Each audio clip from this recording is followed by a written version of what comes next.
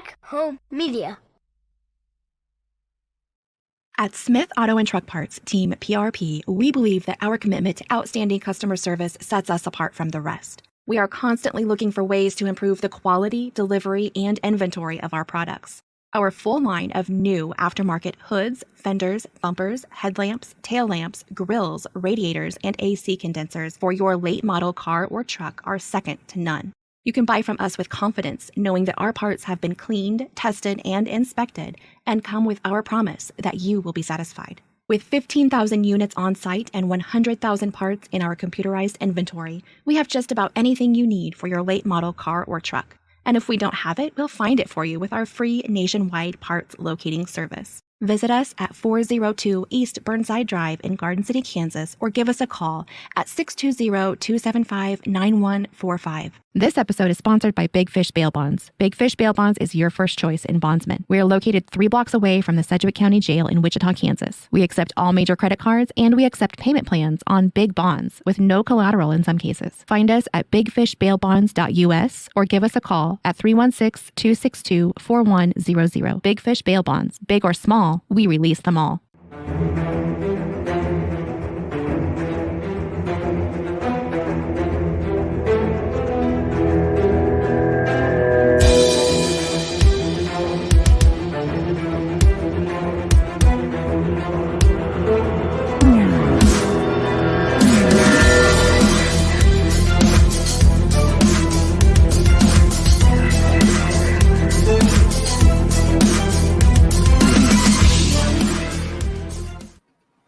Hello, everybody, and welcome to another episode of the Kansas Missing and Unsolved podcast. I'm your host, Ricky Chaburgi, and joining me down there from Arizona is Derek Rutherford. How's it going, Derek?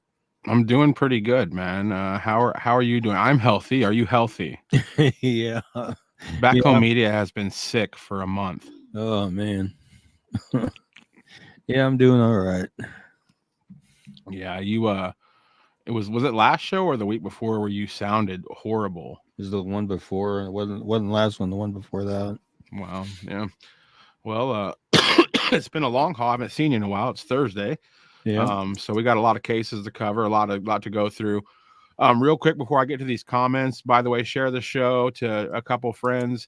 Let's get some people in here. I made this background for tonight's show 25 minutes ago, and Ricky pointed out that the juveniles is now up to 200. Yeah. So just in a matter of 25 minutes, the backdrop that I made for tonight's show is inaccurate by 2 people. So right. That just goes to show you how things are in the state of Kansas, and it's not much better in other states. Chris Unruh is here tonight. Hey, Chris, how you doing? Esther is here. Hey, Esther. Kelly and her daughter are here. Yep, Scarlett. Scarlett. Trisha Arnold is here. I'm glad Trisha's here because I want to talk about I just launched a new page today. It's called Salina Sling County Missing and Unsolved, and it just highlights all the cases of the missing and unsolved homicides in Salina and Sling County, and Steve Bettles was part of that, and Lori Heimer, Gina Cyphers, Catherine Adam, Nellie Hubbard, Mildred Hawk, Tom Young, Kenny Rychek, Anthony Siniscali, Alex LaRussa. So, I mean, they're all on there. Went through and I put their flyers on there, obviously, but I also included as many news articles as I could find pertaining to each case on there, too, to show what media coverage they had that I could find. Yeah. If I find more, I'll add them. And they're on there in chronological order. That's awesome. Well, good job on starting a new page, and good luck on maintaining it with KMU and all your other pages. Rodney is here watching. Hey, Rodney. Trisha's telling everybody to please share the show. Ellen is here from Leavenworth. Hey, Ellen. Crystal C is here. Hey, Crystal. Kelly says she was so excited about the show. She was ready for it yesterday. Yeah, she messaged me yesterday and asked me if the show was last night. I said, no, it's tomorrow. Thank you, Trisha. Well, we're going to go ahead and get into some cases. We're going to cover quite a few cases tonight that we've covered in the past, but as you know, until they're found, we got to keep looking. This is one that I feel is where's it at? I just had it. Did I delete it? There it is. Okay, sorry. I'm my studios. So I want to talk about this case. Randy Leach. I know that Adventures with Purpose did some investigating there, and they kind of got an eerie feeling and left and kind of didn't go back. Do you know if there's been any other investigative reporters looking into Randy's case since then? Muddy Water Search and Rescue is planning on doing some searches over there. They're trying to narrow down some search areas they want to get to, and of course, some of them are going to require permission from property owners and whatnot. So I know they're working on that. They've also got another project they're working on, trying to find a car like the one Randy was driving, or one very similar, because they want to run some of their own experiments to see different things about the car and about the different theories about the car, whether it went into a river, whether it went into a pond or whatever. But I mean, they want to do all kinds of stuff. And they said by the time they get done, it's going to end up in a car crash or in a junkyard. So I don't know, but they're in the process of trying to find a car to use for that. So. Wow. Okay. But yeah, I know they're trying to narrow down search spots too. So, matter of fact, this weekend they've got a YouTube live where they're going to be discussing Randy's case. So, yeah, I tune into Muddy Waters as much as possible. Yeah, it's a great broadcast, and the people over there that run it are just wonderful. They're just doing it for the families and everybody to help look. But let's go ahead and talk about Randy Leach. Let's read his flyer. Yeah, been missing as of just a few days ago. Has been officially missing 35 years. So, from Linwood, Kansas, on April 15th, 1988. I was 17 when he went missing, and now be 52. He's 6'3", 220 pounds, brown hair and blue eyes. It was reported he had a 12:30 a.m. curfew at the time that he vanished, and he usually honored it. He left his home at 6:30 p.m. to attend a friend's pre-graduation party in a rural area 5 miles east of his residence on April 15th, 1988. Before arriving at the party, he stopped at Stout's convenience store and purchased some candy, soda pop, and gasoline. Then he talked to some friends. Then he went to DeSoto to check on the car he was restoring. As a result of these errands, he did not arrive at the party until between 9:30 and 10 o'clock that night. His parents did not realize that he had not come home until they woke up at 6 a.m. on April 15th. They first thought he had been in a car accident and called one of his friends, who said she hadn't heard from him. Randy's parents then contacted police. Investigators went to the site of the party that Randy had gone to, and it had already been cleaned up, and there was no evidence to be found. Witnesses at the party believe Randy departed between 1:15 and 2 a.m., but no one actually saw him leave. At the time he was last seen, he was too drunk to walk straight. Randy apparently left driving his mother's gray 4-door 1985 Dodge sedan with Kansas plate number LVJ8721. He never returned home and has not been heard from again. He was carrying $50 in cash at the time of his disappearance, and the vehicle has never been located either. If you have any information regarding the disappearance of Randy Leach or you know of his whereabouts, please call the Leavenworth County Sheriff's Office at 913-682-5724 or the KBI at 785-296-4017 and see if we can't, help figure out what happened to Randy all those years ago and get him back home to his mom, because since this time his dad passed within the last couple of years. So his dad's no longer with us. So he was never able to be around to find out what happened to him. So let's see if we can at least help his mom find out what happened to him. Yeah, I think it's crazy that the party house or the barn or whatever was first of all cleaned out really nicely and swept up by the next morning, and then I had they had mentioned that it had burned down since then. Yeah, I'd seen that too. So it's like, I don't know. Again, there could be coincidences, that there's such a thing as a coincidence, but to me, that's two indicators of people wanting that building to go away. Right. Well, my understanding was that there was a lot of underage drinking going on at this party, and it was supplied by the parents of whoever lived in that location. So that's probably why they cleaned it up. Part of the reason they cleaned it up so fast. Yeah. But I don't know. I know there's been theories over the years that maybe he missed a wrong turn and ended up in the river or in a pond someplace. That's one of the things Muddy Water wants to try to prove or disprove is whether he may have actually gone into a river or something like that. So, I mean, the car believe had it to go can. somewhere. If something crazy happened at the party, they had to do something with the car. So that's the thing.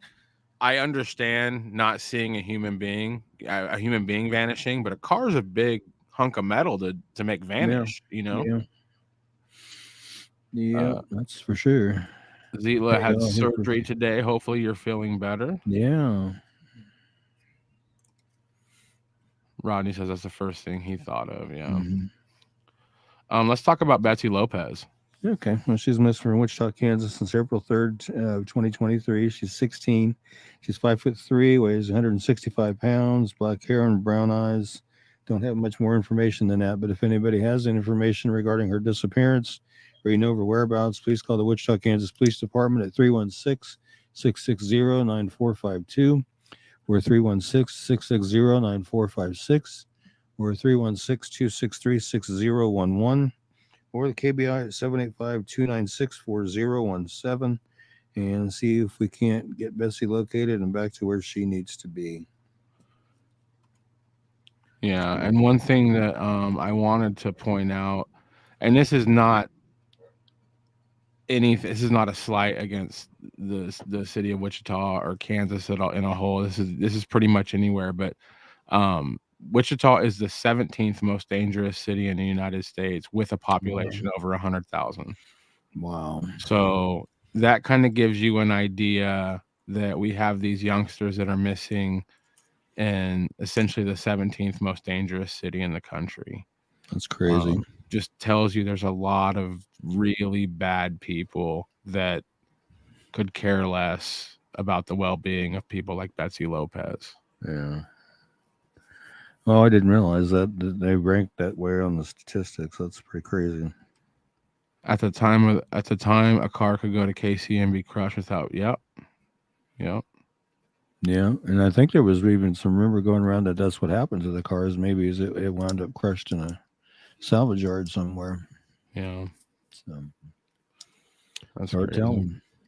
Let's talk about this governor's reward: $5,000 for anybody that has information on this case. Yeah, and again, that's part of a big media push right now to get all eyes on Dietrich to try to help get him located. He's missing from Independence, Kansas since April 12th, 2020. He was 37 when he went missing. He's now 40.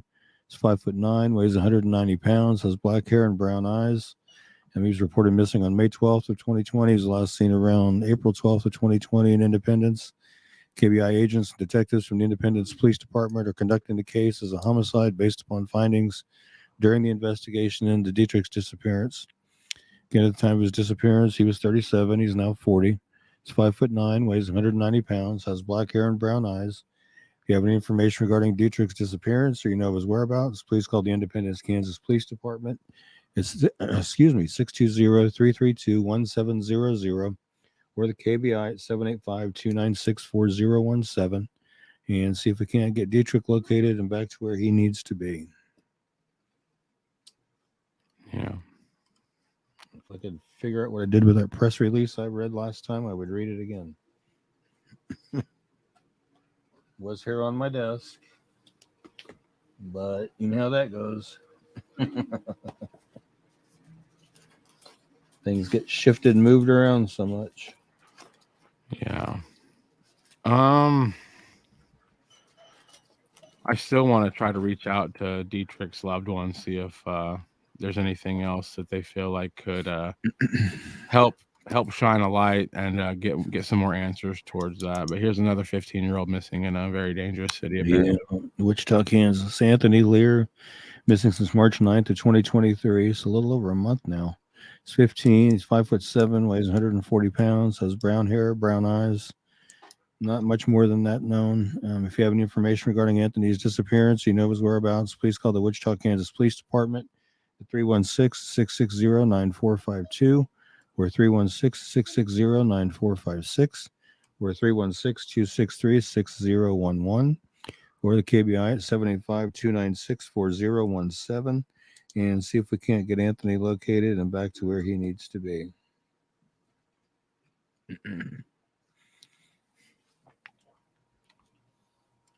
Youngster. Yeah, most definitely.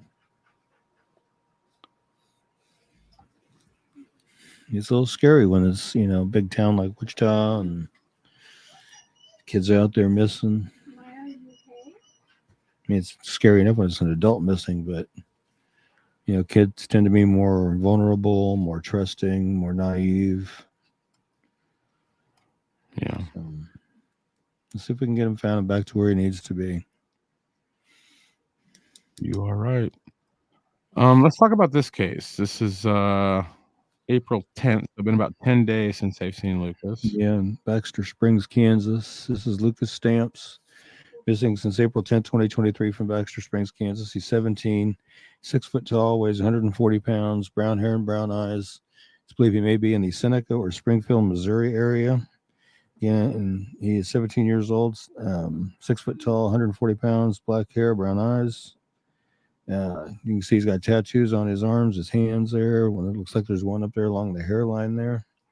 If you have any information regarding Lucas's disappearance, of his whereabouts, please call the Baxter Springs, Kansas Police Department at 620-856-2112 or the KBI at 785-296-4017. See if we can't get Lucas located and back to where he needs to be. Been 10 days, so it leaves you kind of hopeful. Maybe he's just blowing some steam off. Yeah. I gotta tell you though, and this is nothing. I'm actually gonna take Lucas's picture off. It's been so rough this last 2 months that I think I sent Brandon enough located deceased today that we can already do a new video. Oh, I'm sure. There's been a lot of There's located been a lot, deceased. sadly. Still haven't heard any official word on Verlon Timms Jr. on whether his was an accident or what, but I'm still waiting to see if they say anything about that. Yeah, it's terrible. You feel horrible for his family. Yeah. Let's talk about Douglas. All right, this is Douglas Monster. He's missing from Kansas City, Kansas since July 24th, 2021. He was 51 when he went missing, and now be 53. He's 5'8", 140 pounds, brown or gray hair, or brown and gray hair, and brown eyes. Don't have any more than that, unfortunately. So if you have any information regarding Doug's disappearance, his whereabouts, please call the Kansas City, Kansas Police Department at 913-596-3000 or the KBI at 785-296-4017 and see if we can't get Douglas located and back to where he needs to be.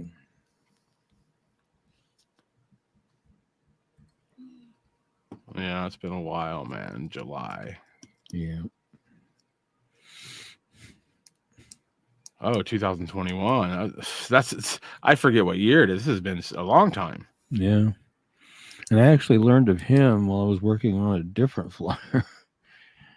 I was working on Delbert Goyne and happened to see a comment from Douglas's son saying his dad had been missing since 2021 as well, and was able to figure out that and made a flyer for Douglas as well. Wow. Let's talk about Dana Jane Bruce. Okay. Dana Bruce is missing from Sedalia, Missouri since October 4th, 2008. She was 23 when she went missing. She'll now be 37. She's 5'2". She weighs 98 pounds. Has brown hair, green or hazel eyes. She was last seen at her children's babysitter's home in Sedalia. She had left the children there earlier that day so she could go out for the evening.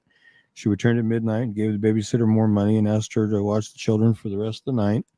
Dana was last seen at Malone's Bar on Main Street with a young man driving a late model red Ford F-150 earlier on the night of her disappearance. She left with that man at 11:30 p.m. Police have identified the man that Dana was with the night that she vanished. He traveled to Atlanta, Georgia after her disappearance, and police questioned him about Dana after he was arrested there on unrelated charges of marijuana possession and driving on a suspended license. Authorities have not named him publicly, but they are calling him a person of interest in her case. He told his questioners that he and Dana parted ways after they left the bar, and he never saw her again after that. She left all of her belongings behind, including her hairbrush and toothbrush. She does not have a cell phone, credit cards, debit cards, checking account, or a car. Again, at the time of her disappearance, she was 23. She would now be 37. She's 5'2", weighs 98 pounds, has brown hair that was colored brown at the roots, black at the ends with red highlights, and green or hazel eyes. She was last known to be wearing a black shirt with the word Rebel and silver lettering on the front and blue jeans. Dana has a tattoo of a teddy bear with wings and the name Dylan on her upper left arm. She is blind in her left eye. Dana has a 2-inch scar along her lower spine and a stipple scar on her right shoulder. Her ears are pierced 1 time each.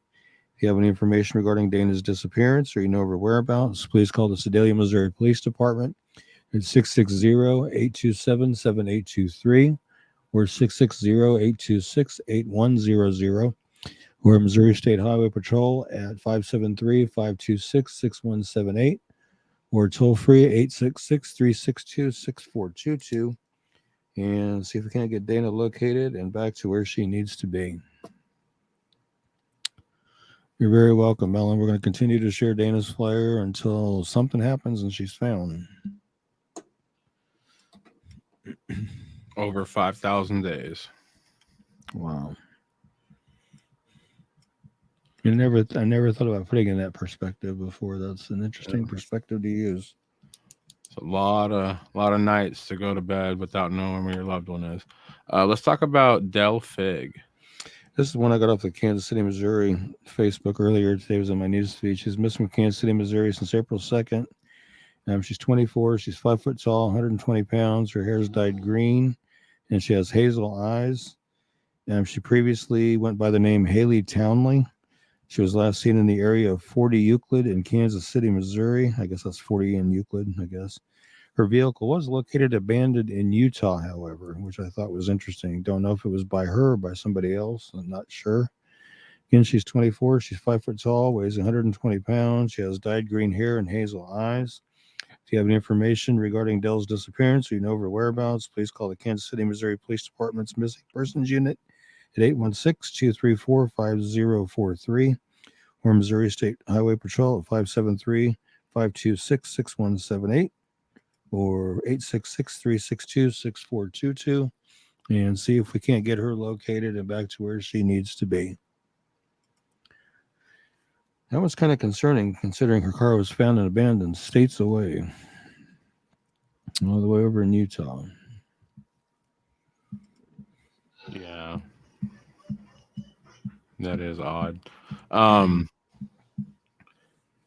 See, she's got some leg tattoos there. Looks like a big squid on her right leg, and I'm not sure what the one is down below on the right leg down there. And then she's got the one on her left leg there. So it's pretty distinctive tattoos. Yeah. They're really cool tattoos. My wife's getting a tattoo right now as we speak.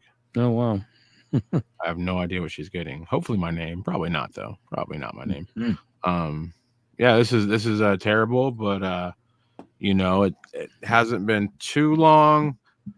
When I was 24, there's a good chance you could have found my car abandoned a few states away and I was fine.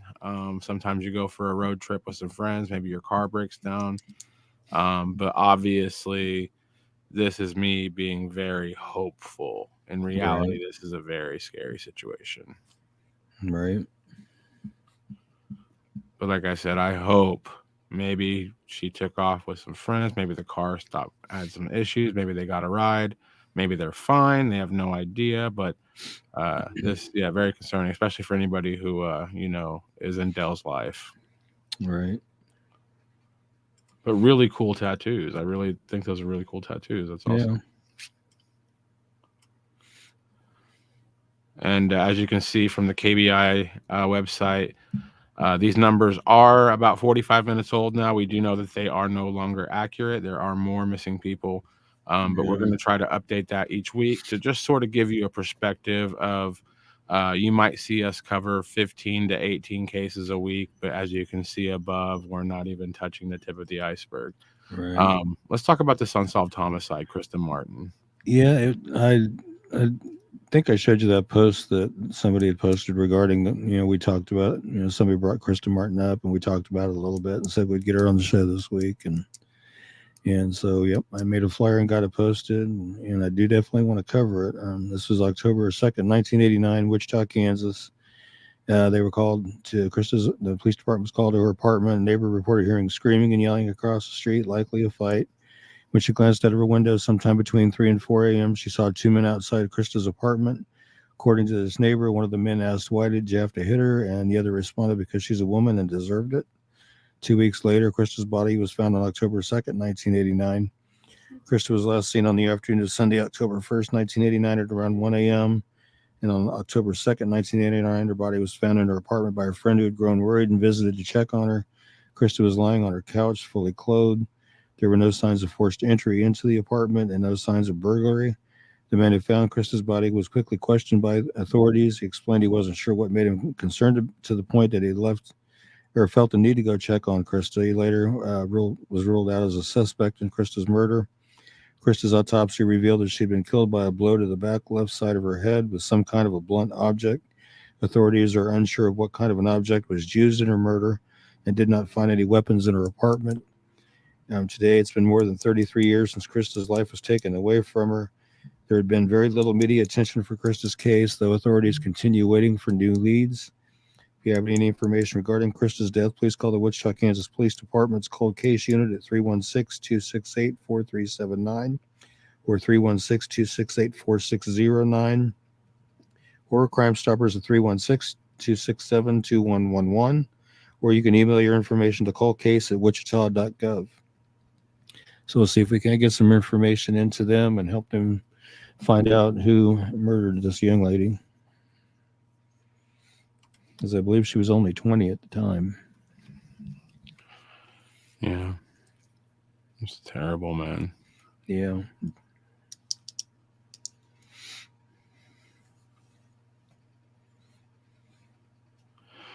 Yeah. And like, it says she glanced out her window and saw two people outside of her apartment. Yeah. And one of them, why did you have to hit her? And the other one, because she's a woman and deserved it. That's terrible. Just terrible. That's awful. Well, yeah. Do we know of anybody that's related to her that's still looking?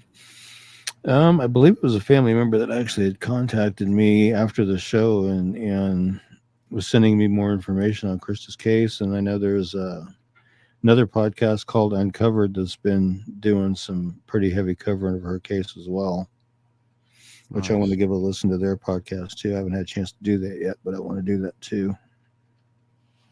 Awesome. Uncovered? Yeah. I am bookmarking it for tomorrow morning at work right now. Cool. Let's talk about Kenny Rychek. Yeah, Kenny Rychek's missing from here in Salina since November 4th, 2019. He was 69 when he was missing. He's now 72. He's 5'9", 175 pounds, gray hair and blue eyes.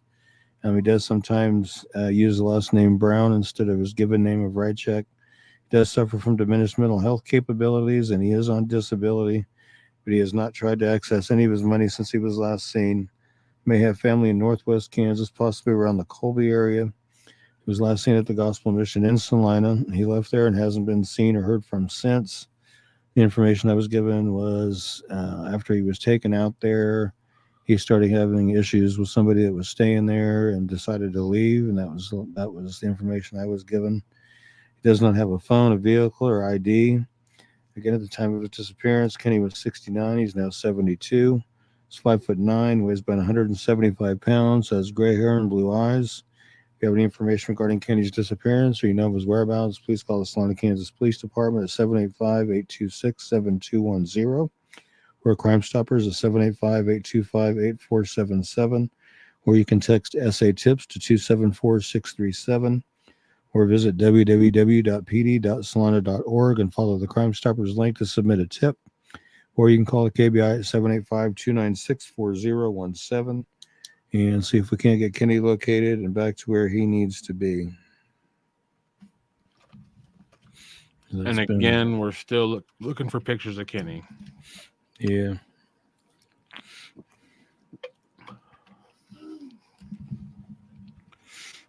Okay, Yeah, so here we got a lot of comments here. She says, "I appreciate you covering my best friend and neighbor's case." that would be Krista Martin. Okay. Oh, she was a friend. Okay. Okay, she Okay. worked. Okay. So the podcast to look up is going to be Crime Scenes and Cupcakes to watch Okay. her pod. I'm looking it up right now. Okay. I did find there's a couple podcasts on called Uncovered, so I followed a few. Yeah. So Crime Scenes And cupcakes because she has a bakery also. and That's a pretty cool concept. I mean, I've seen other concepts where gals will do a makeup tutorial while they're talking about a true crime case and stuff. So I mean, it's a cool concept. Crime scenes and cupcakes. I like that. I kind of feel like she ripped me off since I have Crime Scenes and Cheeseburgers. No, I'm just kidding. No, Hey, that's a great name. I just now followed her on Apple Podcasts, cool. and it looks like she has several Good deal. several episodes on here. So yeah, really cool. Updates weekly, it says. So Marianne, do any of your podcasts, do you broadcast them on YouTube as well?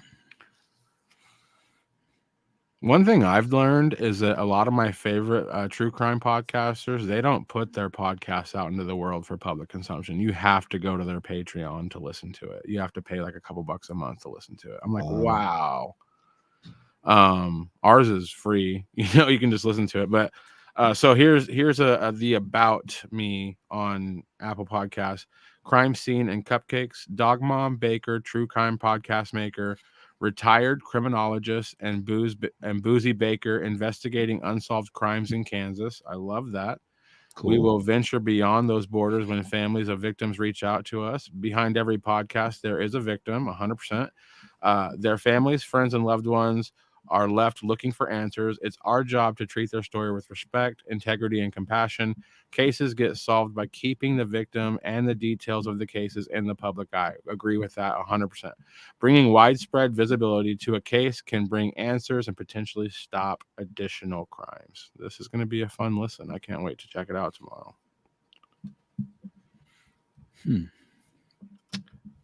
Why does Kenny's picture always look like a Mitsubishi? But she meant mugshot, but that's hilarious. Why does Kenny's picture look like a Mitsubishi? I think it's probably a driver's license photo, actually. And Crime Scenes and Cupcake does have a YouTube channel, so I'm subscribing to that right now.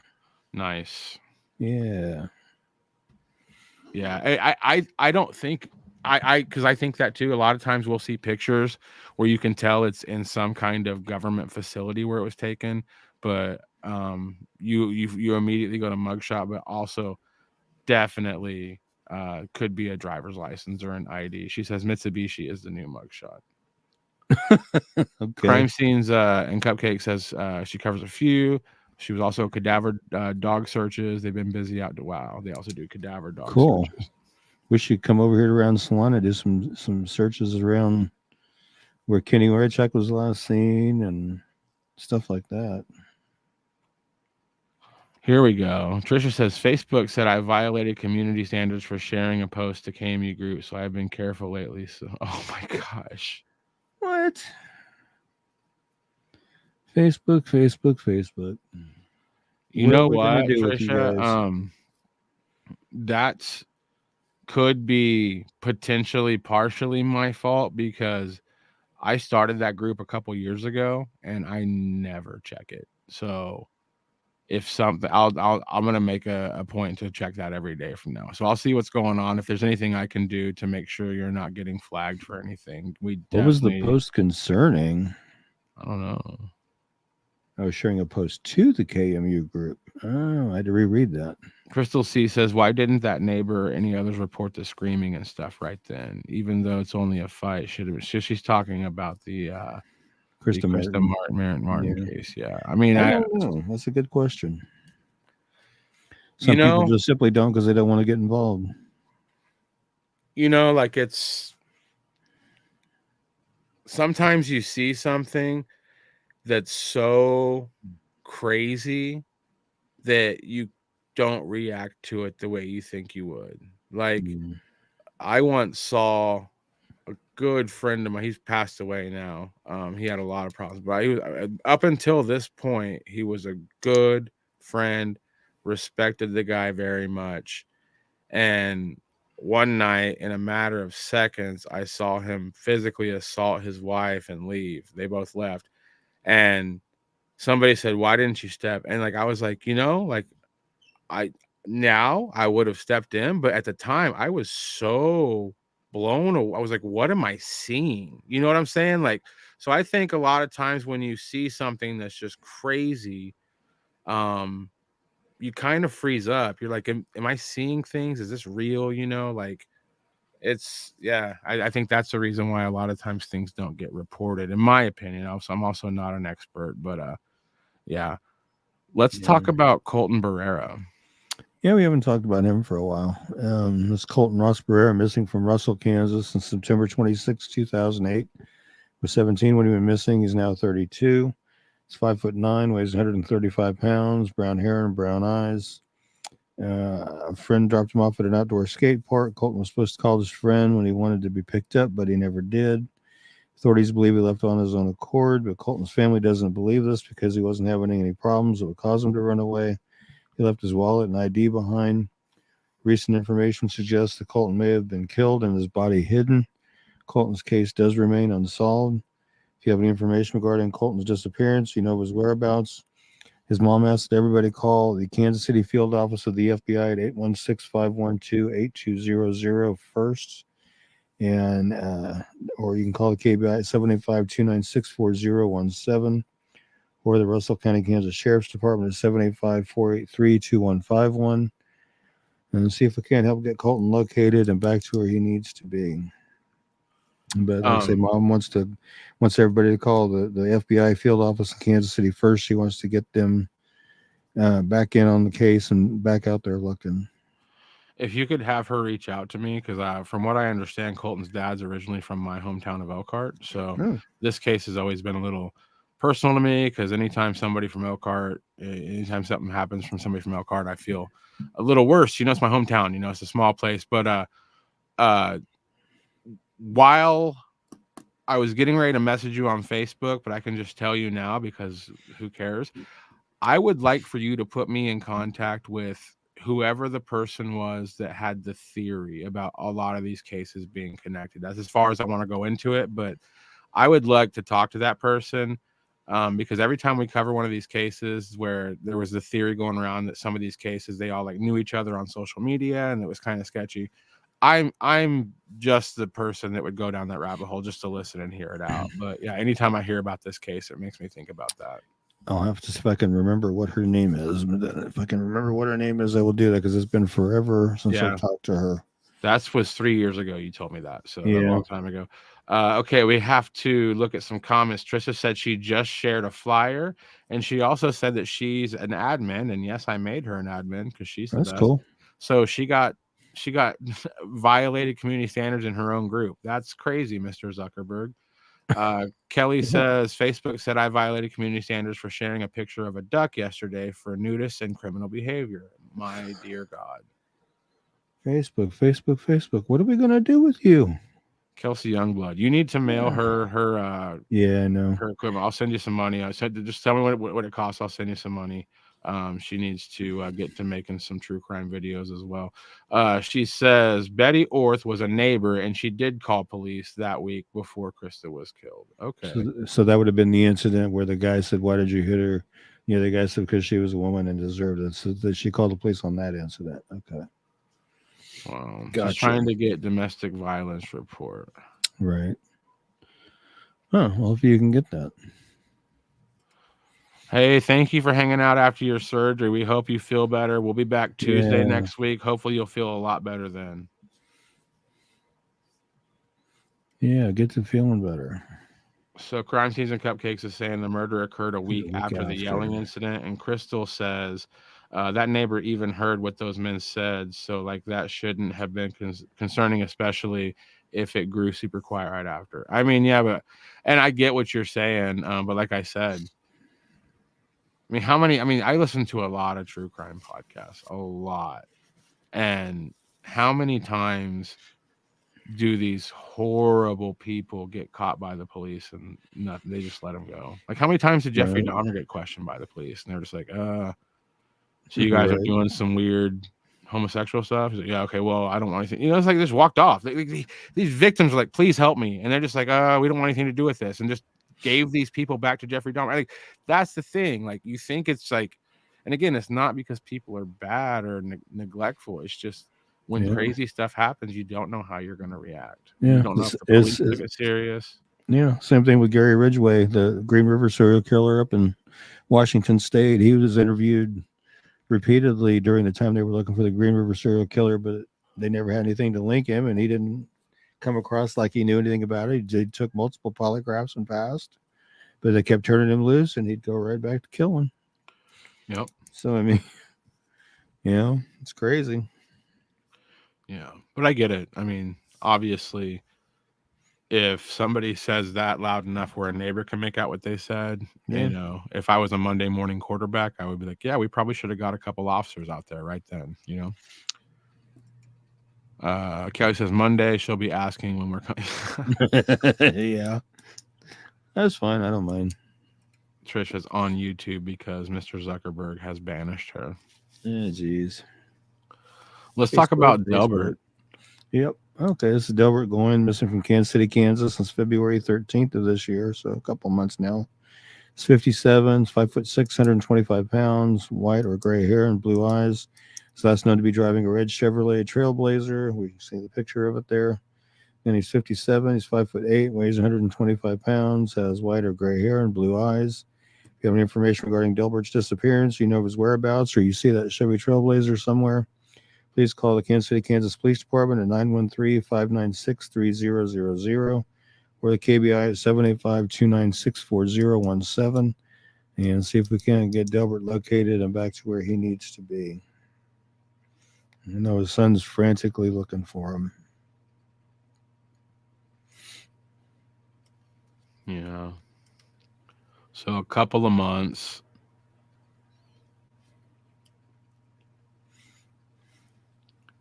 It's always good to have a car on the flyer, even though there's a billion red Chevy Trailblazers. Yeah, I wish I could have nailed down a tag number. Yeah. That would help dramatically, but that's okay. At least we got a, picture of the vehicle there, so that'll help. I'm wondering if could be a medical thing, like here in Phoenix a couple years back, my buddy was on Facebook Live in his driveway just talking, and this car pulled up and just parked in front of his house and just sat there for minutes, and it was all on video. My buddy walked up to the car and he was kind of wondering if he had to fight or something. He's like, this is threatening. And when he got up there, the guy was like going into a diabetic coma. Oh, wow. And he had no idea where he was. And so my buddy like went and got him a soda and, called an ambulance. But, like you never, like, that's what's crazy. Like you could just be driving down the road. You have no idea some medical issue could happen to where your judgment and clarity is impaired drastically and you end up not knowing where you are. I mean, silver alerts are kind of like that, but that's sort of typically linked to like, an Alzheimer's situation, but like just like low blood sugar can make you lose your mind a little bit. You know what I mean? Right. Yep. Not good whatsoever. Kelsey says, I'm always asking when the show is too, because I can never. That's fine. I don't mind. Kelly says, Delbert looks like a high school teacher she had. You know what, Kelly? If you can just find somebody to pay me and Ricky enough to pay our bills, we'll go live 5 nights a week. We'll do it as soon as we can get that funding. Crystal says it's not just Facebook. Twitter is going downhill too. You get shadow banned or suspended for the stupidest of reason. Honestly, and I don't know what it has to do with anything, but it's crazy with this live stream with the Kansas Missing and Unsolved Facebook page has like 70,000 and change followers. Yeah. We have, as of right now, on the Facebook page, we have 6 people watching. Now, Yeah. it'd be different if this was a podcast where we were like trying to be funny or trying to sell ourselves in any way. This has nothing to do with me and Ricky. Nothing. This is all about the people we show on the screen. And I find it very hard to believe that 70,000 people on Facebook who like this page and see the posts and you see the amount of people share these flyers. I feel like there might be a shadow ban type situation, and not just lashed out at Kansas Missing and Unsolved. I think that Facebook doesn't really like showing live streams that much. I think you kind of have to have like all the bells checked and the notifications. But I've noticed in the last year or so that Facebook's kind of they do the live streams, but they don't really showcase them like they used to. When we first started doing this show, we'd get 100 and 120 people watching the show. So I feel like it's not like they're mad about the content we're doing. I just feel like Facebook is slowly backing out of being known as being a live stream platform. That could be. But again, not a doctor. Kelsey says, didn't they have some trouble getting him reported missing? Meaning Delbert? Yeah. His son was saying that initially that they wouldn't do a report or something like that, but they did eventually do one because he's on KBI's missing persons website. So somebody got a report filed eventually. So I don't know why they're giving him flack about it. In Kansas, says any law enforcement agency in the state, when they're notified of a missing person, they got to take and file a report immediately and have it in the missing person section of NCIC and on KBI within 2 hours of filing that report. So should be no reason they should be giving them flack for not wanting to do that, because they're supposed to. Bottom line. But anybody that's from a small town knows that the law may say one thing, but really the only law you have is the integrity of the person enforcing it. It's like, is this person gonna take this? People like anybody that's ever had a job, the person training you, they'll tell you like, this happens at every job you get trained at. Like, this is how they want you to do it, but this is how we're going to do it. They don't want you to do it this way, but it's easier. That's what I'm saying. Like, people cut corners. A lot of times officers don't even know the rules, so that could be a situation like that. Crystal says, ask the son, maybe he'd know the tag number or get that. I'll have to message him and see if he has that tag number, because I would like to add that, because that would probably make things easier. Yeah, it's probably on some paperwork somewhere. Yeah. I know there's still some law enforcement agencies out that they're still will try to stand by. Well, they're an adult, they could be missing if they want, which is true, but they still have to do the report. They still have to take and file that report. I mean, the only thing of it is, if they find the adult and the adult doesn't want their location known, they don't have to divulge that. All they got to do is tell the reporting party that we found them. They're fine. They're okay. They just don't want their whereabouts known right now. And that's all they got to do. Yeah. That's on the adults, not the juveniles, just the adults. Well, Ricky, quit your job tomorrow. Kelly's got $5. She's gonna hold us afloat. Rodney says, I wouldn't think that if neither he or his vehicle have been seen since he came up missing, they're probably both underwater somewhere. That's always possible, I guess, depending on where he was driving at, I guess.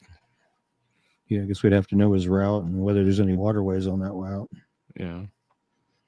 And then Kelsey says, Facebook wants you to pay them for reach. She has a page with 1.4 million followers, and it gets like 100, reaches like 100 people.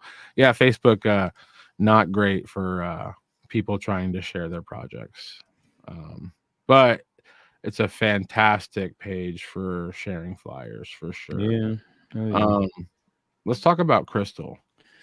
Okay. She's missing from Kansas City, Missouri since February 24th, 1997. I just haven't got her transfer over to the black template yet. But she was 18 when she was missing. She's now 45. She is 5'5", weighs 125 pounds, has brown hair and brown eyes. She went to St. Joseph, Missouri so she could hang out with a friend. The two went ice skating and enjoyed their day. After she dropped off her friend around 2 a.m., she headed home to Kansas City. Her friend noted that when the low fuel light was lit, Crystal claimed that her car had good gas mileage and she could return to Kansas City without filling up. Crystal promised to call the friend when she got back home to let him know that she'd made it okay. Unfortunately, he never got the call.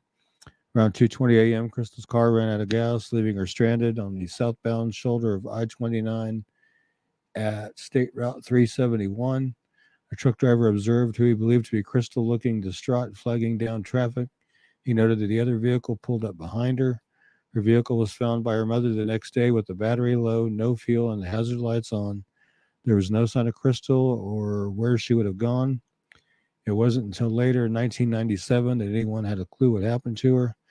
John E. Williams, who lived in Kansas City at the time, was being investigated about the kidnapping and sexual assault of a young woman when items of Crystal's, her pay stubs, and clothes were found. DNA confirmed the clothes were hers, and the condition of the clothes determined she had been killed. Williams admitted he'd killed Crystal by hitting her with his car. His windshield was busted and fixed the day after her disappearance. It's believed she was not killed by being hit by the car, that the windshield was busted during a struggle with Crystal inside the car. Williams refused to say where her body was. He led them to Platte City area, but she was not found, and he refused to divulge any more information. In 1999, Williams committed suicide, leaving no note behind, let alone let anyone know specifically where Crystal's body was. If you have any information regarding Crystal's disappearance or you know of her whereabouts, please call the Platte County, Missouri Sheriff's Department at 816-558-3452 or 858-2424, or the Missouri State Highway Patrol at 573-526-6178, or their toll-free number 866-362-6422, and see if we can help get Crystal located and back home to her family. So if she is indeed no longer with us, they can at least, lay her to rest properly. Hopefully somebody can help us do that. I know, again, Muddy Waters, they've been really working on this case too, and they're going to do some searches here coming up pretty soon. They've got some permission from some property owners to search their property, so they're going to go out and do some looking on her case as well. Wow.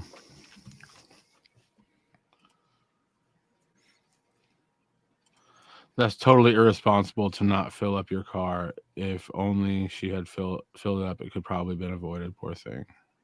Yeah, more than likely, yeah, because she wouldn't have been stuck there. Yeah.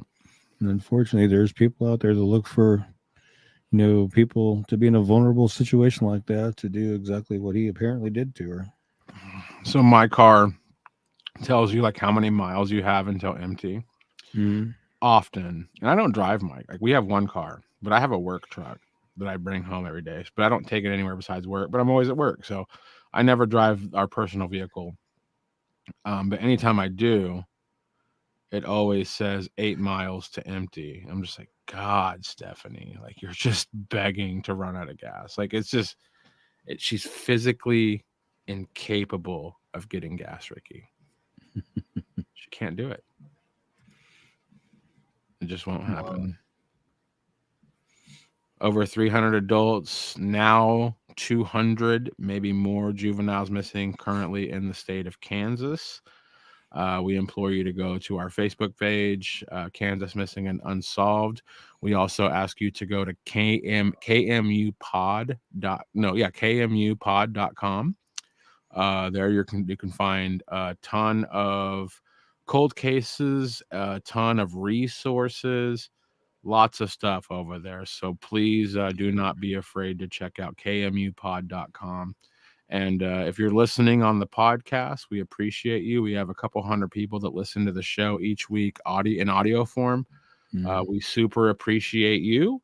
And let's keep doing this. Ricky, what are the updated numbers? If you can see that, I don't know if you can. I cannot. So juveniles 201. The adults are still 323, but juveniles are up to 201. So there's been 3 juveniles that have gone missing since an hour ago. Yeah. That's scary.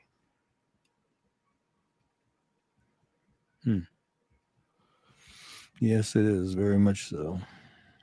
Let's talk about Joshua Amos. Yeah, okay. He's missing from Granite City, Illinois, since March 19th of 2023. He's 32. He's 5'11", 190 pounds, brown hair and brown eyes.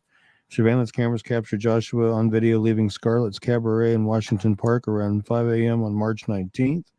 Joshua was last seen on surveillance video at Emerson Park Station on Sunday, March 19th, between 6:42 and 6:49 a.m. He is last seen walking off camera onto 15th Street. EJ Motor Transport shows him on camera walking towards the firehouse on Lincoln. Then he walks out of frame. EJ, the EJ footage is the last known location where Joshua was seen. Again, he's 32. He's 5'11", weighs 190 pounds, has brown hair and brown eyes. He has tattoos on his chest of his daughter's names and a cross on his left bicep, and tattoos on his right lower arm. He's last known to be wearing a gray long sleeve shirt with RVCA on it, blue jeans, and all black Adidas shoes. If you have any information regarding Joshua's disappearance, you know of his whereabouts, please call the Illinois State Police Troop B headquarters at 618-346-3990. And there is a $2,500 reward being offered for information leading to Joshua's whereabouts.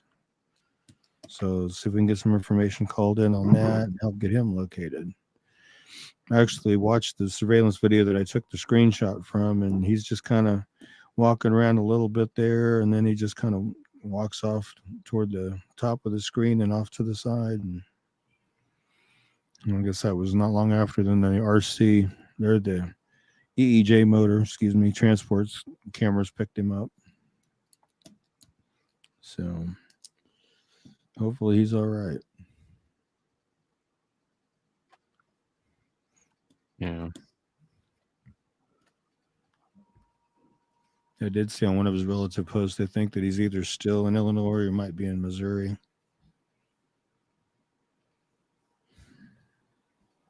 I see a typo I got to fix on there too.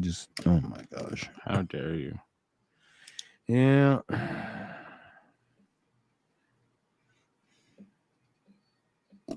How dare you? Okay. What are your thoughts on Big Brother, man? What do you, I mean, on cameras, you mean?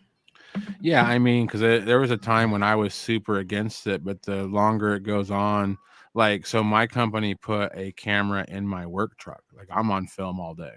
Oh, wow. And honestly, I don't mind it, because if I wasn't on film, I would probably text a little bit, but I don't. I think they could be super helpful in cases like this, where you can help, track somebody's last movements that's gone missing to kind of get an idea of which direction they may have gone and that kind of thing.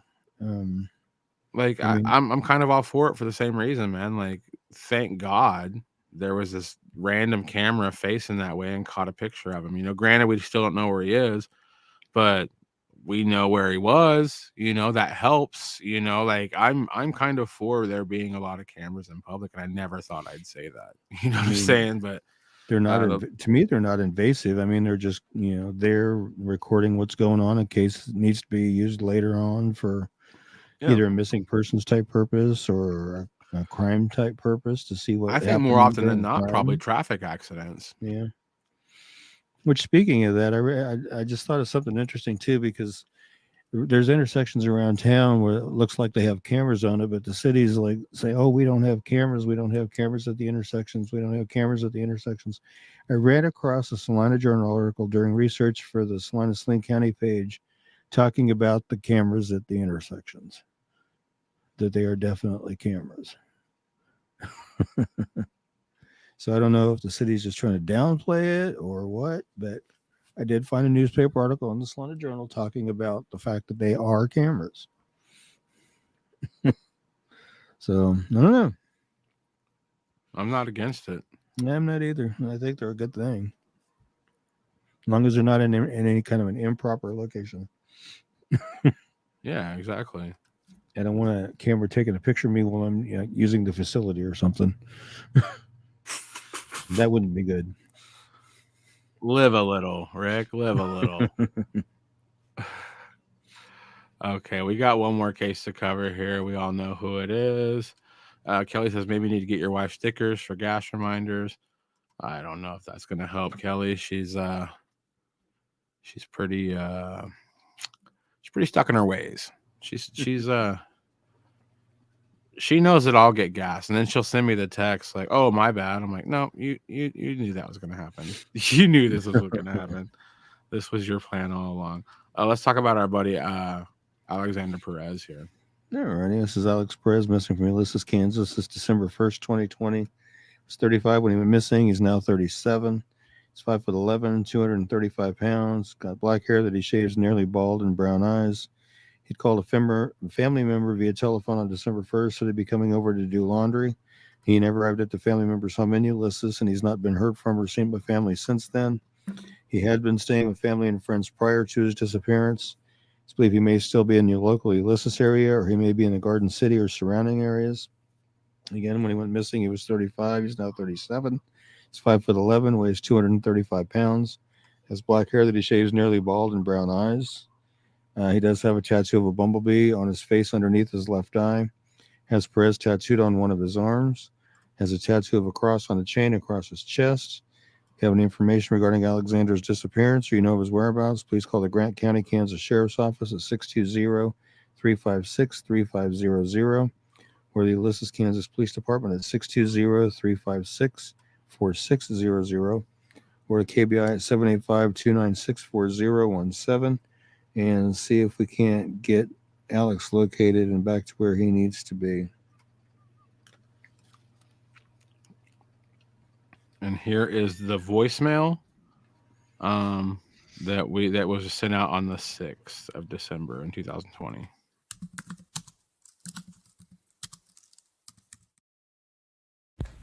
I don't know, man. I'm supposed to be going back early morning to go get some shit and then go get some other stuff down there and bring it back down here, but I don't even know, man. It's been wild down there. It's been crazy. Fucking been held at gunpoint and robbed and tried to beat me up. It's a bunch of crazy shit going on in GC, man.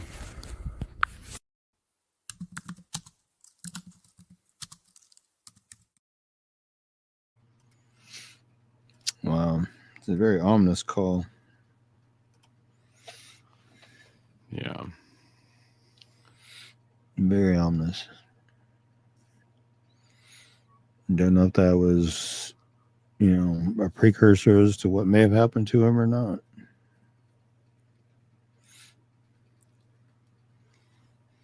Hope he's out there okay. Yeah. Hopefully Irene's okay. I've not heard about anything. Yeah, I haven't seen her in the comments in a long while. I haven't heard anything about her in a while. Last thing we heard is that her health wasn't doing very well, but I haven't heard any more since.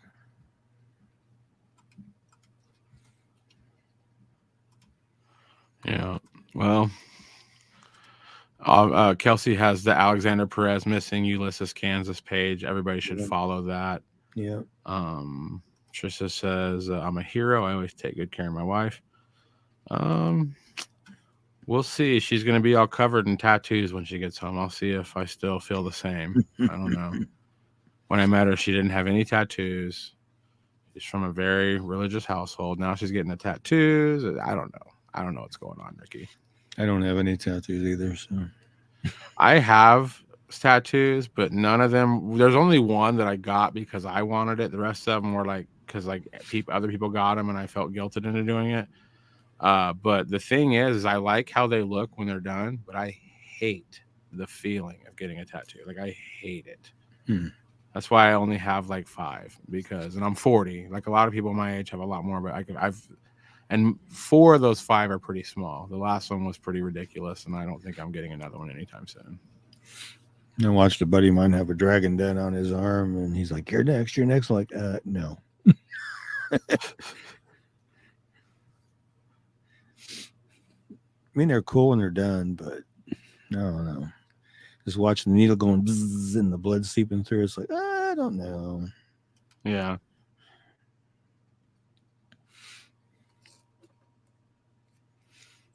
Guess I'm a chicken like that. Ow.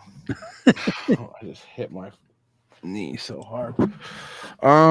Yeah, well, Good show. Yeah. Wish we had. Kelsey loves it. Oh, I just hit my knee so hard. Is that what you think is funny, Kelsey? Is that what you love? That I'm hurt. Yeah. Let me see if we have anything. So we're gonna have to upload a located safe next week because I sent Ricky a text earlier asking if some flyers were good for the video, and it took for a while for Ricky to get back to me. Brandon is on the East Coast, so right now it's 11 p.m. I think he passed out. I think he fell asleep waiting for me to give him the answer. I have not got a text back from him on Messenger, or I've been texting him. So, and then that he's, he gets up early. He's working a full-time job, just like all the rest of us. So he might have fell asleep, but I'm going to have him actually upload that located safe to the actual KMU page tomorrow. Okay. And I'm going to start doing that every week. Those videos deserve a lot more views than they get just on our show. Yeah. Oh, she says she likes tattoos. You're welcome, Trish. She's saying thanks for all you do. You're welcome. I'm gonna try to keep at it at least a little bit every day. My days off, weekends off, it's a little bit more, but during my work weeks, I try to get on before I go to work and when I get home from work and stuff like that. So try to do what I got to do. I'll check my emails throughout the day to see if I need to do anything or update anything in my messenger and the pages and stuff like that, and make sure everything's staying done and up to date. So, and before we get out of here, we do want to thank our sponsors again: Smith Auto and Truck Parts. It's a Garden City company, and then Big Fish Bail Bonds, who's been sponsoring the show for several months now. They definitely help out with stuff, and this is my favorite picture of Ricky. It's 10 years old, but yeah. You don't look much different. I mean, the gray in the beard a little bit, but yeah. It's a great picture, man. It's you doing what you were supposed to do, And you have some really cool pictures. You have hundreds of pictures of you standing next to really important people, but I like this one the best. Yeah, I like that one. It was a good shot.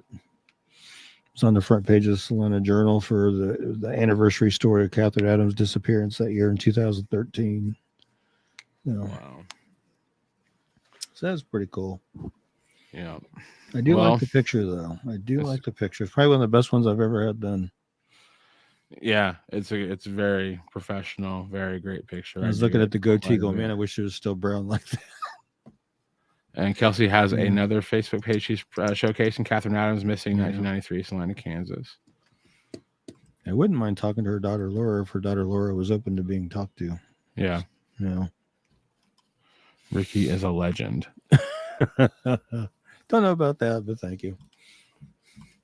I've had other people refer to me as the go-to guy for missing persons in Kansas. Hey, I'm pretty good looking too, guys. Yeah. Oh, okay. God, and that picture of me is just horrible. Why do you hate that picture? Because I look old. Nah, there's just a ton of lights in there. There's at work, and it was just like, wish my hair at least would have been combed a little better. I'll have AI fix it. I'll make us look good. She says she's not up to talking, I think is what she's saying to you. Yeah, I know she hasn't really been. She's really been kind of staying away from interviews. The last one I think she did was probably the 2013 Salina Journal article, I think. Because I don't remember anything after that. So I think that might have been the last one she did. I can see why. There's a what's crazy is write this down. You take notes every week still? Oh yeah. Write down Walter Halferty. Spell that last name. Halferty. Okay. You can find a ton of info on his unsolved homicide. Okay. Several, I think Cake about 3 right in 2020 did a huge special on it where they told the whole story. Unsolved homicide from my hometown. I would love to have a flyer for that, that case. And like I said, you can just look for like Cake did like a huge episode on it. Okay. I jotted it down in my notebook. So okay.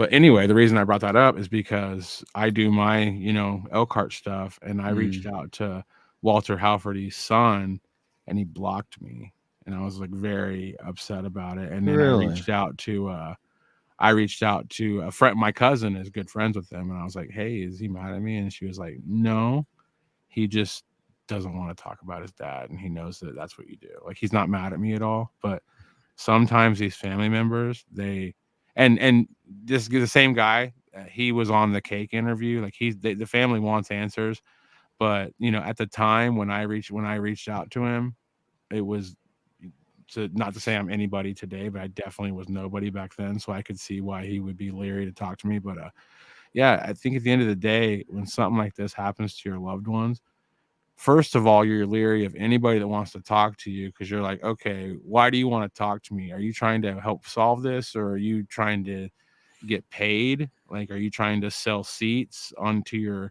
whatever publication? Like, there's always going to be, a family member is always going to be a little leery of whoever they're talking to, of what their intentions truly are, Right. And then you don't want to relive something like that over and over again, Right. Yeah, and I think it goes both ways. There's some family members that want to keep it out there, keep the information going, try to get some answers, and there's other family members that just kind of want to like stay away from it, because like you say, it's too painful to talk about. That was her one and only interview. Okay, I thought so, because I hadn't seen anything after that. Yeah, true. Sometimes they just don't want to. It's like Derek says, too painful for them to relive the memories. And Kelsey has another good point. Sometimes it's because there's nothing more to say, because they cannot say what they want. Exactly. Right. Definitely. Well, if she ever decides she wants to, we wouldn't mind talking to her. But, it's got to be on her, if she decides she wants to. So I'm not going to push her prior, nothing like that. That's going to have to be, when she's ready, if she ever decides she's ready again. So, yeah, the only time she did an interview was 10 years ago. So, but yeah, Catherine Adam, she went missing in 1993. So this would actually be anniversary number 30. My math's right? Yeah. Be 30 years since Catherine Adam went missing. This should be the 29th this year. 29th of this month. So, yeah. I believe it's been 30 years already. Yeah. I still think, with that case, the big thing that hampered that was we had so much rain and so much flooding that year that I'm sure it destroyed any kind of physical evidence that they weren't able to get a hold of at the time. So, I don't know. There was a lot of rain that year, I remember. A lot of flooding. And that was also the year that I, for the first time, learned of the I-35, I-70 serial killer as well, because right after she went missing, composites of the suspect started surfacing around town, and in particular, the truck stop that I was working at the time. And we actually had it on the wrong side of the counter for public view, and I don't think we were supposed to have it for public view, but the director of the mission at that time he had brought a guy out to do a Western Union MoneyGram, and the guy was filling it all out, and him and I were talking while the guy was filling out the paperwork, and he was telling me that he was pretty sure that guy stayed at the mission here in town, because at the time it was up on 13th and Bishop on the north end of town, and he said the guy was there, and he always had this paper bag that he carried with him, slept with it under his pillow and stuff, and they called the police department to come out and check him out. By the time they got there, he'd already took off, and they missed him. So I don't know if it was him or not, but the director at that time seemed to think it was. So wouldn't be beyond the realm of impossibility. I mean, we're right on I-70 and I-135. So, I mean, it wouldn't be beyond the realm of impossibility at all, I think. But I don't know. Made me nervous when he told me that, because my sister and brother-in-law and my niece at the time lived like 3 or 4 blocks directly south of the mission at that time, because they lived on 13th and Ash, and the mission was on 13th and Bishop. So, wow. Made me nervous. I was like, oh, that's just nice. That was before my brother-in-law got on the sheriff's department as a deputy. So he's a deputy on the sheriff's department now. So I don't worry about it so much now because he's got his gun. So I ain't worried about it. They don't live there anymore. But matter of fact, it's an empty lot now. The house was torn down. So it's just sitting there as an empty lot now. But Wow. Yep. Interesting old Salina, let me tell you. But yeah, it was a good show, and I want to thank everybody for being with us tonight and chilling with us tonight. And just want to say, Heavenly Father, thank you for bringing us together tonight to go over these cases again like we do every week. And just pray that we can bring some closure to some families and bring some missing people home and, let people, say, hey, these people still need help. And we're trying to do our best to help them. And let's pray until we see each other again next week. Everybody stay safe, stay healthy, and we'll see you all next week. And amen. Well, I don't think it, I thought it, that's different. I said what I said and I meant it, or lamented. Words given weight without thought in a person, the way that I talk and the way that I ought to be able to pause and to say that the fault can be placed on my arm, to display for the assault, to disgrace in this arm. Pray for the day they could wait for the calm. You can't control the storm, only weather it, whether it's 5 weeks and 5 days of rain sideways, or scorched earth, search for death or water left with all the thorns, with the petals gone, settle on the breath of autumn.